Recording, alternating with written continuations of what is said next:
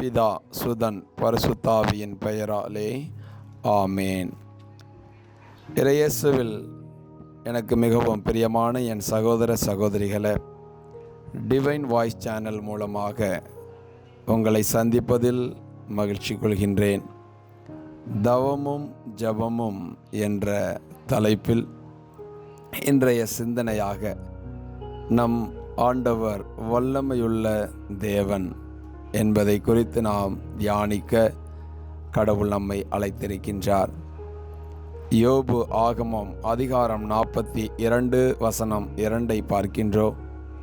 நீர் அனைத்தையும் ஆற்ற வல்லவர், அறிவேன் அதனை, நீர் நினைத்த எதையும் தடுக்க முடியாது. ஆமேன். யோபு தன் வாழ்விலே ஆண்டவர் அனைத்தையும் ஆற்ற வல்லவர் என்பதை அறிந்திருந்தார். நாம் எவ்விதமாய் ஆண்டவர் வல்லமையுள்ள தேவன் என்பதை நாம் அறிந்திருக்கின்றோம். ஆபிரகாமை நாம் பார்க்கின்றோம்.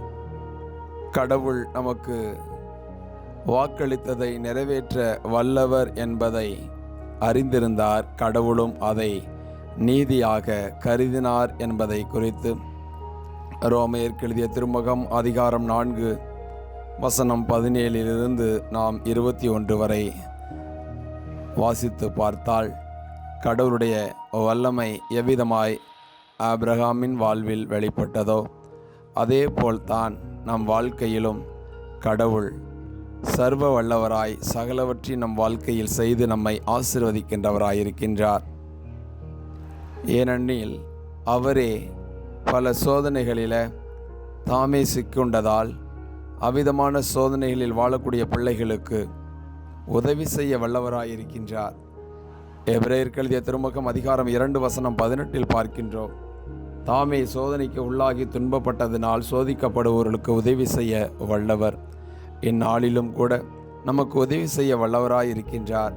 அவர் சர்வ வல்லவர் என்பதை நாம் உணர்கின்ற பொழுது அவர் நமக்கு கொடுக்கக்கூடிய வாக்கு தத்தங்களை எல்லாம் நாம் சுதந்திரித்து கொண்டு ஆமேன் என்று உரிமையாக்கி கொள்கின்ற பொழுது நமக்கு வாக்களித்த ஒவ்வொன்றையும் அவர் நிறைவேற்ற வல்லவர். ஒரு நாளும் வார்த்தை வீணாய் போவது அல்ல. கடவுள் அந்த வார்த்தையை நம் வாழ்க்கையில் செயல்படுத்தி அவர் வாக்குத்தத்தங்களை நிறைவேற்ற வல்லவர் என்பதை நாம் அறியும்படிக்காய் இந்நாளிலும் கடவுள் நம்மை வழிநடத்துகின்றார். ஆகையால் வல்லமையுள்ள தேவனைத்தான் நாம் வணங்கி கொண்டிருக்கிறோம் என்பதை உணர்ந்து வரக்கூடிய காலங்களிலும் நேரங்களிலும் அந்த வல்லமையை நம் வாழ்க்கையில் கடவுள் செய்து ஆசீர்வதிப்பார் என்கின்ற தெய்வீக சிந்தனையோடு வாழ ஒப்பு கொடுப்போமா? அன்பு தெய்வமே, நீர் சர்வ வல்லவர் என்பதை அப்பா நீர் இன்றைய நாளில் எங்களுக்கு கொடுக்கக்கூடிய வார்த்தைகளின் வழியாக அப்பா எங்களை வழி நடத்தியிருக்கின்றீர். எங்கள் வாழ்க்கையில் எந்நாளிலும் நீரே சர்வ வல்லவர் என்பதை நான் உணர்ந்திருக்கின்றேன். தொடர்ந்து எங்களை ஆசீர்வதியும் பொறுப்படுத்திக் கொள்ளும். ஜெபம் கேளும் நல்ல பிதாவே. ஆமேன், ஆமேன்.